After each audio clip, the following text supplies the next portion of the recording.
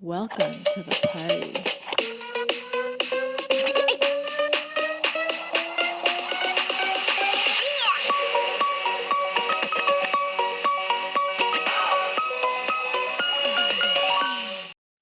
Quarantined.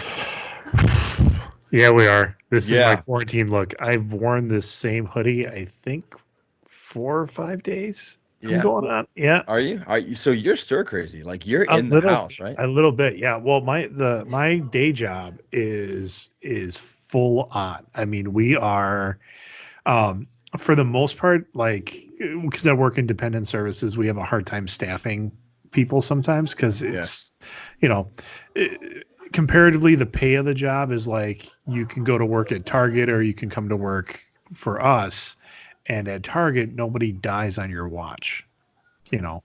You would So never think that would happen unless you were like a target right. in like a rough neighborhood.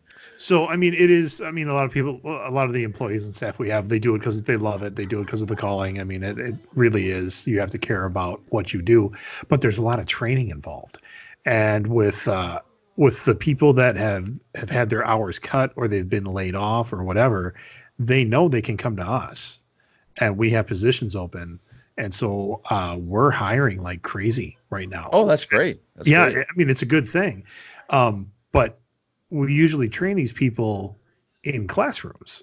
Like they come to an Ah. office. We do. I mean, like CPR first aid. I mean, there's like a live component to that we need to do, um, and just that kind of training. But now we can't do that. So we are. I don't want to say scrambling because we know what we're doing. It's just we have a very short timeline to get it all done and get it prepped because on Monday training starts and we need to be ready for them. So Yeah, I think everybody's one way or another is in your kind of boat. Everybody's scrambling. Everybody's Ursula's working from home. Everybody I know is working from home. I'm actually out and about every day going to all these retail stores with my job. And it's a little surreal. You know, there's tape lines where you can stand 6 feet in front. yeah, People are a little skittish. Um, uh, so it's weird out there, you know. I'll tell you, this was a heck of a week for me to pick up a smoker grill Oh, I bet. because I got time. I mean, Yeah. I can put something on at 10, 11 in the morning with the full intention that we're going to eat it at 6. Oh, And yeah, that's right. So you get like I well, can, let yeah. let everybody know what kind of grill you got. Oh, I got a Traeger. Ooh. And it's I was without a grill for about it's been over a year. What with the way my house is positioned, the wind can get pretty high, and the wind took my other grill, blew it right off the porch. And it happened a couple times. I mean, I had put like wood blocks, and when I say wood blocks, I mean logs. I had like this thing kind of encased, and we had a windstorm. It was like 60, 70 mile an hour winds, and it just, Really? oh yeah, it gets, Whoa. it can get pretty high out here. Um, Wow. I didn't know that. and so my little log encasement was a mere pittance in the forces of nature, and took my gas grill and chucked it right off the porch. And that Wow. was to the point that, like, I think that was like the fourth time, and it gave up the ghost. I mean, I tried to use it a little bit, but it just didn't work. So I went Wow. for about a year. We used like a little Smoky Joe for just like burgers and stuff, but now I'm good. Now I'm back in the grilling, Oh no, sir. and now You the are smoking. you're way better than good. You got a Traeger. So, Yeah, yeah. um any that would be a fun sponsor if you guys are listening. That would be awesome. We will Yeah. have we will have meat Fridays or meat with Topic Thunder or whatever you guys want to do. That'd be fun. Yeah. But let's kind of go to our topic here, which I think Mm. kind of fits in. It's something that you mentioned on our Instagram. What are those things called? A Yeah. story? Yeah. Yeah. I mean, Yeah. it was the same day that my kids, it wasn't the same day my kids, but it was the right around the time that all these schools just started calling off and saying we're going to do virtual learning. Like at first, it was like, well, we're going to extend spring break by like an extra 2 weeks, like a week before and a week after, and then we'll revisit it. But now schools have just like called off. Universities have said, yeah, we're not coming back this year. Um, and some of the universities have just been like, no, we're not doing virtual learning. We're just done. Really? Like, yeah, I think. Oh, I mean, wow. I know. Well, and maybe it's just the kids that I've talked to. Some of the students that have been like student teaching this semester, Mhm. they don't have schools to student teach at, and so they're done. Like the university has said, well, you got in a good amount of time. We'll just call it. Wow. And they're going to graduate. And Holy shit. I remember my student teaching experience. I think they'll be okay. So Okay. Well, going back to the colleges, that aren't. Do you think that has to do with like 1 week they're in school, the next week they're told that they have to put together a game plan for virtual teaching? Mm-hmm. Yeah. I mean, not to mention that I don't think a lot of teachers really dove into the technology portion of setting up a virtual teaching class. And now all of a sudden they have to come up in a weekend with a game plan of how to teach for who knows how long. That's kind of rough. So I could see why the professors who have tenure were like, no, we ain't going to do that. Well, and to a point, I think there's like some teachers just didn't have a choice. They're like, nope, your class is going to run this way. I'm curious, like, could this be like a change? Could this be a shift? I think and that's the topic. Yeah, there we go. I think could this be a shift, especially at the university level, where we have young people paying thousands of dollars to go to college, and a lot of that cost has to go to like facilities. Mm-hmm. It has to go to classrooms. It has to go to buildings and parking lots and dorms and all this other stuff that it takes to keep a college up and running. I don't know. Could they cut some of that cost? And I'm not saying that they're going to cut out live classes completely, and I don't want them to. I still think the best way to teach somebody is face-to-face, small group instruction with a lot of discussion and experience. But I remember my English 101 class, that could be shifted to virtual pretty easy. And I'm sure there's a couple of classes. There's a ton, for sure that could do that. And when you said this, I thought it brought up a really interesting point that are we moving that way anyway, and we just needed this to kind of jumpstart it? Like, there's definitely a shift. I mean, this in the way that these things are possible, it is a shift. Yeah, but the whole forcing of it is new. I mean, and you're right. There are teachers out there who are what I would consider to be very seasoned teachers that have been doing this job for a long time. Some very, very successfully. Some, going through the motions. Yeah, well, it's that idea where especially in like I guess in any kind of teaching job, some classes can be the same every single year. Yeah. And if you're a teacher that just stopped improving yourself at or about year 10 or 15, and you're just calling it in for the next 10 or 15, some places let you get away with that. Yeah, you're right. And it's sad, but I remember when I was a young teacher at a small town in rural Wisconsin, there was a guy there. He was on like his last year or two of retirement, or towards last year or two before retirement. He had a like 4-level filing cabinet, like 4-drawer filing cabinet. Top drawer was quarter 1, second drawer, quarter 2, and then 3, then 4. So he just kept his drawers. He would open up the drawer. He had it by day.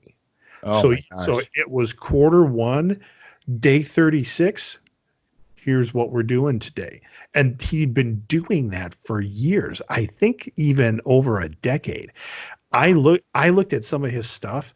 It was a copy of a ditto. Do you remember what a ditto is? No, it's a ditto. A ditto was like it was pre-Xerox. So you take like your sheet of paper, you would lay like a purple kind of film over it, and you would send that through a machine, and that's what made your copy. I don't remember that at all, but okay. I believe you, I mean, you're a couple years older than me, so you had them. But he had copies made of dittos. I mean, and they were like really kind of fuzzy and grainy and crappy. And that's how he taught like some of his Shakespeare stuff. Cause he's like, Wow. Shakespeare doesn't change. Why do I need to? And I'm like, dude, come on. Um, but yeah, there are teachers like that are now shitting themselves because they have to put all this online. Yeah, no kidding. Yeah. I don't think it's not just the schools or the colleges. I think, right now we're seeing a lot of movie theaters panic, or I'm sorry, not movie theaters, movie Studios. production studios. Yep. They're panicking and they're like, I think the first team to do it was it not Universal? Where they put out like 3 or 4 movies that were already out in the theaters. They downloaded them. What was it? Well, the first one I had heard of was Invisible Man. Yes. Okay, that's the same company. Then The That Hunt. is Universal. Yeah. Yeah, something Emma or something like that. Yeah, it was Emma, which is a Jane Austen piece. The Invisible Man is a horror movie. The Right. Hunt is like a black comedy, I think, kind of action Yeah. horror. I heard it was really good. Uh, though. Yeah, I heard that too. Yeah. Hard to categorize is also what I heard. So that's why I'm like, maybe, I don't know. But and these movies that were kind of struggling, I think, in the theater to begin with, because it's just kind of a slow. It's a weird time in the theater. February is a weird month. Yeah. March has become a new kind of time. But like Bloodshot with Vin Diesel. Yeah. It premiered the day the US went nuts. I Yeah. mean, that You're right. weekend, everybody was shutting down. They're like, nobody went to the theater. And that was an expensive action movie. Yep. I think it made like 12 million, 13 million, maybe opening weekend. I could be a little short on that, but it didn't make 20. No, absolutely. And yeah, it's just something that I thought of, like, this kind of goes back to when you and I were talking about our malls going to be extinct. I think theaters are pretty close to it.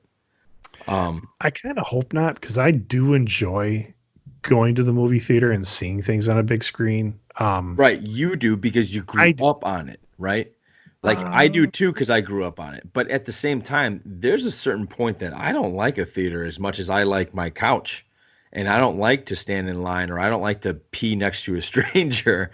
Right. You know what I mean? Or pause the movie to get up and go use the restrooms. Or There is all of those are very good points. Right. I also want to point out that, like, I have really one TV in my house, in my living room, that I think takes up half the size of the 2 that you have in your house. So I think it kind of depends on like where you are in your entertainment setups. Okay.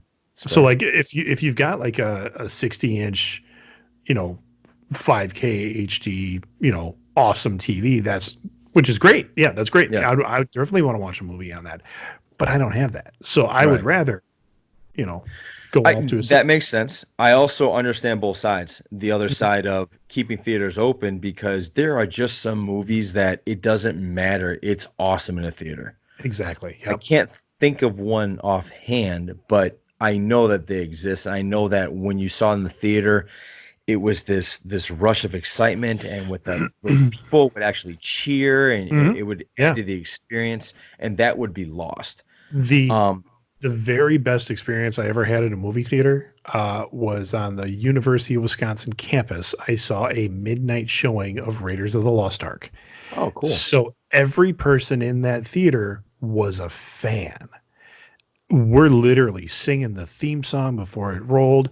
When Harrison Ford kind of comes through the trees, we cheered. I mean, that's an experience. Yeah, you're right. And even down to like, one of the local theaters here, I will organize a show, or like I would do one of my kids' birthday parties there. I showed Frozen 2 for like my friends and family, and we all laughed. It was great. Maybe that'll be what the future of theaters are. I still think that there's a healthy following. I think they do it. I don't know where they do it, but I have heard of people that open up like Jaws. Or they'll re-show the Blues Brothers, or they'll re-show the Rocky Horror Picture Show. Yep. And a lot of that is kind of like, I've seen movies kind of what we've talked about, and when I talk to the theater owner, he's like, I gotta do it as a free show, because if I sell tickets, then I gotta Oh, you got to pay the studio for that? You got to pay the studio. You got to get Really? special permissions. I mean, it can get kind of, I guess that makes sense. fuzzy that way, but he makes all the concession sales. I mean, those are his. Yeah. So he's like, yeah, he'll open up a movie and we'll all go see it. Or some guy will be like, hey, I think I want to show The Raid 2. And the theater guy's like, yeah, we'll do it as a late show and we'll just let people in. And we'll sell a ton of popcorn and soda. So it might be like one of those situations like, when's the last time you went to a drive-in movie theater? Oh, since I was a kid, I haven't been back to one. Ursula and I went to one in, I believe, somewhere where they still have one, and I think we saw the first Fantastic Four, where Chris Evans was the Human Torch. We saw that with Charlie and the Chocolate Factory. They did a double feature. But that was weird because you got the little box. I know nowadays you can just tune into a radio station and that gives it to you. There is one like 20 minutes away from my house. And I should go. I don't. Because they would like that. They would now. I mean, we've now reached the time when my youngest, because when you're at a drive-in movie theater, you can't start the movie in the middle of summer. You can't start it until 9:30, 10 o'clock at night, because it has to be dark. Right. And in Wisconsin, in the middle of summer, it's not dark enough until 9:30, maybe 9:30. Yeah, you're right. Or 10. Yeah. And when you have little kids, they don't stay up that way. I mean, you can take them to the drive-in, they're going to be asleep in the car. Yeah, I can see that. But I guess what I'm trying to say is like drive-in theaters, movie theaters, that might be the future where it's almost a nostalgic thing. Mm-hmm. Like, hey, guys, this is what we used to do. Because now our grandparents used to do. Yeah. I think I really think it's going to go that way. I think what's weird is we're becoming more of a society where we don't need to leave. Mm-hmm. We don't really need to leave the house. Well, and that's, I mean, to kind of shift it away from entertainment and go to like the working world. Right. I can do my job from home. I mean, and so can my wife. And so I kind of wonder again, are a lot of businesses going to say, we pay for this office space. Mm-hmm. What if we sell our building? Right. And the people that do need to be together, like I'd say payroll needs to be in an office together. They need to do that. Mm-hmm. What if we got a smaller office space, right? Got rid of the giant building and let people work from home, take the money that we make from not having a building, maybe up people's salaries. So it's like, yeah, you know what? Go get the faster internet. Because you're going to need it. I think you're thinking so charitable. I don't think a corporation is going to go that route. Mine might, maybe not hers, but but I mean, do something like that. That would be the smart thing to do, and that's probably why somebody like you should be a CEO. To where you would actually share the wealth instead of just hoard it. I just heard. Shoot. Oh, and I left my phone in the other room. There is a CEO who decided to not. He's giving up his entire year's salary for this year to offset some of the losses that his employees are going to take. That's the person I want to work for. Yeah. Oh, I wish I could remember. That guy. If you want to go get it now, I'll talk about something. I think I got it right here. It was just out of reach. I was just reading an article today on how Starbucks employees have been forced to work when they're sick. Ooh. So I'm predicting in the next week after this article gets more circulated, no more Starbucks. I think they're going to shut it all down. Yeah. Yeah, because that's a danger, man. Because what is it? The coronavirus lasts on cups or plastic cups for 3 hours. Mm-hmm. And you're handing it to somebody. That's not good, especially if those other people are sick. I found it. It came up right away. It is the CEO of Texas Roadhouse Restaurants. Good for him. Yep. Very good for you, sir. Good for you, sir. What's his name? We applaud you. Yeah. See, I didn't click on the link. You gotta click on the link. No, let's give him a healthy shout out. That's a good thing that he's doing. Not a lot of people are doing that. All right. Texas Roadhouse CEO Kent Taylor is giving up his salary and bonus for the year in order to pay for the steakhouse chain's frontline employees during the coronavirus pandemic. Taylor elected to forego his base salary and incentive bonus from the pay periods starting March 18th through January 7th of 2021. According to Louisville's Business First, Taylor's compensation was $1.3 million in 2018, which was down from $8.5 in 2017. His base salary is $525,000.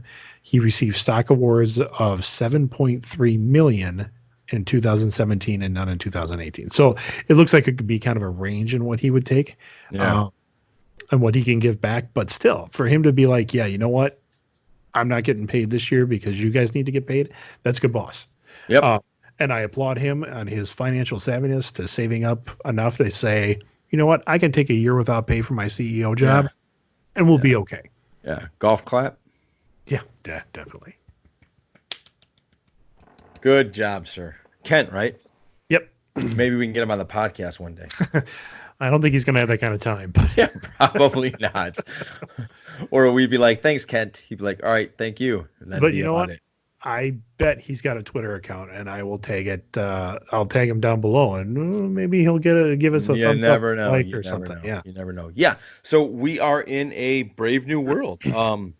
Because there's really no end in sight. I just saw a horrible statistic today that says the U.S. We are leading the entire world now in coronavirus cases. Correct. Those are just the people that have been diagnosed. And that's the amount of population, right? It's not percentage wise. Because the U.S. has a lot of people. We don't have more than China. I understand. Right. But we're going to beat China and we're going to beat Italy, which I don't think it was hard to beat Italy. Yeah. Considering population wise, but yeah, it's not good, man. There's a lot of people here, and we're Americans, and we don't like being told what to do. Mm-hmm. So when someone said stay home and all you spring breakers still went out. Oh, did you see the guy that he was at a Walmart and he took a video of himself like just dragging his tongue across stuff, got arrested and maybe charged with terrorist charges. Good for you, Dick. Good. Yeah, I hope so. Charge him with that. Yeah. There's a time to be funny and clever, and that's not a time to be funny. That's not it. Have you heard that the thing going around for young people was the coronavirus challenge? Where they were like licking toilet seats and licking public like water fountains. Yeah, I saw some of that. I saw someone did get sick, not necessarily with corona, but like dysentery. Yeah. Because you licked a toilet seat and you got dysentery. Fucking good. Moron. Yeah, good. Exactly. That's what you know. Now people don't usually die of dysentery anymore. This is an Oregon Trail, but I hope as you were sitting on the toilet for like the 6th or 7th time that day, you went, "This was a bad idea." Yeah. No kidding.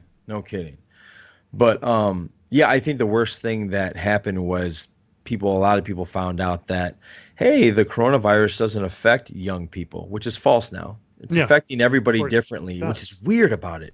It affects everybody differently. Mm-hmm. Like I could have it and not really know it or show symptoms, but I'm still giving it.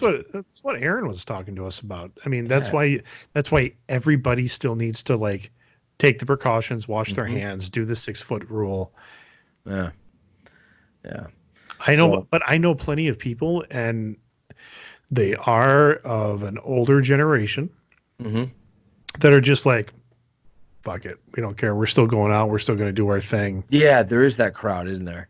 And I'm like, a little insane. Well, and they are the vulnerable crowd. I mean, they're in their late 60s, early 70s, and they're just like, no. And it's either they don't believe the hype, or not even the hype. They don't believe the science, or they just don't care anymore. I mean, I'm trying to figure out what it is, but like, my generation is their children saying, don't do that. Do you want your grandkids to get it because you were out because you just really needed to go get a fish fry or something. Isn't that weird? When we get to this age, we all of a sudden are parenting two Our parents. generations. Yeah. Like we're parenting two generations. Like, and I'm wondering, is Gwen going to be talking to me like that one day, going like, "Dad, you can't be doing this anymore," or "Dad, nobody listens to the podcast anymore. What are you doing?" Dad, no one even does podcasting. Yeah, right. It could be It's something new. just you and Greg and a nurse. Yeah. What are you doing? Yeah, right. Yeah, so Brave New World. I I don't I don't know when this is going to end either because I feel like a lot of people aren't taking it seriously enough. I'm trying to read up on the science of, like, everybody says, like, once we get to about 65 to 68 degrees, the virus does break down and it can't Really? survive. Yeah, I've even some of the early scientists when they were talking about this were like, if we can make it till summer or even like a good spring, like a Hot spring. like a warm spring day, and we are looking at, I think, a warm spring. That was the last time I checked. The rates will definitely drop because it can't, like, they're like that 6 foot rule. Like if you cough on something, or like that 3 minute rule, Yeah. it won't be able to survive whatever Past that that, is. or it can't, if it lands on something, it can't last that long on it. Yeah. Okay. And that's just the last things I read. I wish I had those sites in front of me because I don't even remember where they are, where I could get them. But Yeah. but that's what I've read. So I think by midsummer, I hope we're back to normal. Yeah, But- I have a very funny suspicion that we're going to have a updated episode with Aaron again. Well, it could be. Yeah. We Yeah, should. I think we're very probably heading that direction. But I think in kind of our terms of Brave New World, I think back 3 months ago to what the world was like and how we were doing things. I think that world's gone. I don't know if I we're- agree with you. I agree with you. I agree with you. I think when this is all done, I think, and this is what's so weird, this isn't an American problem. This is a global world problem. I think we're going to be scarred from it. Mhm. You know, there are going to be people that's family members die. Have a family member in my circle, one of their parents passed away. He can't fly to go to the funeral. Mhm. Right. You can't. Like, he can't say goodbye, you know, Mhm. and that's just heart-wrenching. So a lot of people are going through this. They're going through worse. Yeah, I think we're going to be really scarred from it. I hope that when we come out the other end, it's like a Star Trek event where mankind went through this horrible thing, and we come through it saying, hey, you know what? We are a global community. We do need to work together more because a virus almost took us all out, kind of thing. I mean, I would love that. Honest to God, I would love that. Like a It could. kumbaya moment, right? Yeah. Yeah, just like, look, guys, because I really believe this is a time where we are social distancing, but we have the technology to reach a lot of people. Mhm. And I mean, I've seen a lot of fitness communities that are all doing live workouts. I'd see a lot of people that usually charge for workouts. Like, this is their Mhm. job. They're not charging. They're saying, hey guys, I'm working out. I'm going to stream it live. You're welcome to work out with me. So people are pulling together as a community, which is great. So I'm happy about that. I just hope, like you said, that at the end here we're a little bit tighter. We'll see. I mean, Yeah. But I can see some real scarring. Like, you know how There your is. grandparents used to save up all the soap and all the toilet paper because they lived through the Great Right. Depression, right? I wonder if it's going to be something like that, where there's always going to be at least a week's supply of canned goods in somebody's basement all the Well, time. I can tell you what I mean. I've been, like, my family, or like my wife and I, we haven't carried much cash on us in a long time. We use Right. debit cards, we do stuff like that. But you know, cash is king in a Yeah. lot of places. Well, right now I would say toilet paper is, Toilet papers, yeah. and But disinfecting wipes. even like we went to go to I mean, my wife works freelance. She gets paid from different clients, things like that. We were going to go deposit a check, but the bank tellers aren't open. Like we can't go Yeah, you're right. we can't go into the bank to deposit a check.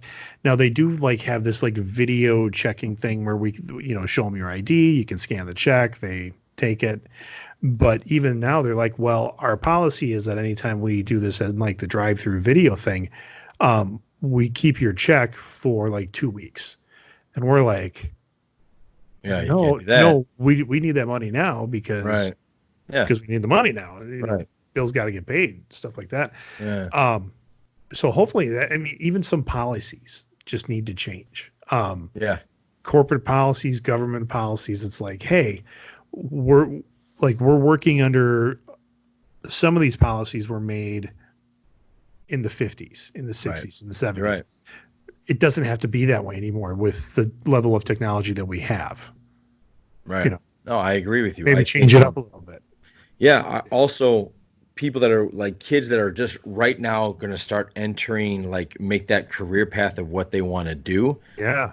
This is something that they should look at. Like, what's essential work? Because right now, I have a lot of my fellow employees that are really upset, and with good reason. We're kind of going into the front lines where a lot of people are daily.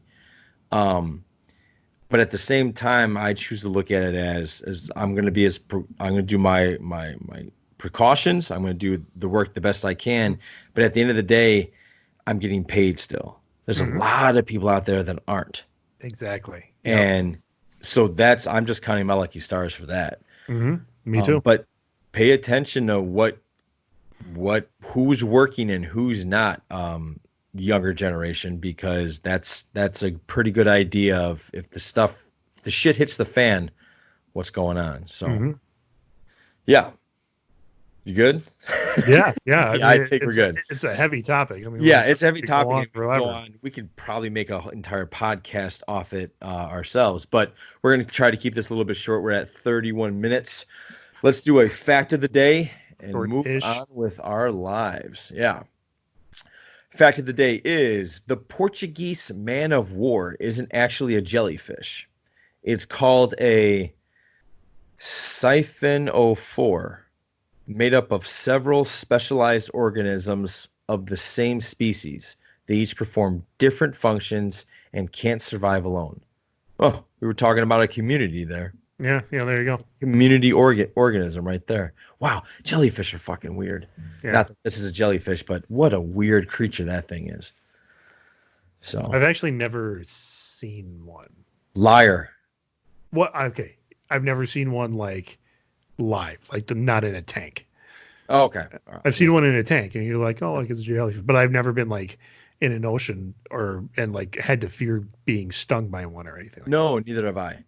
But I've heard them. No, take that back. I don't know where we went, but it was jellyfish season, so they told us to be careful. And I remember going, well, I'm not going in the ocean this week or something like that, because I just don't fuck with the ocean. I don't do it. I don't want to get peed on. Yeah. We should see if that's an actual fact or if that's just. Oh no, that's real. Oh, that's for real. That is for real. Yeah. All right. Okay.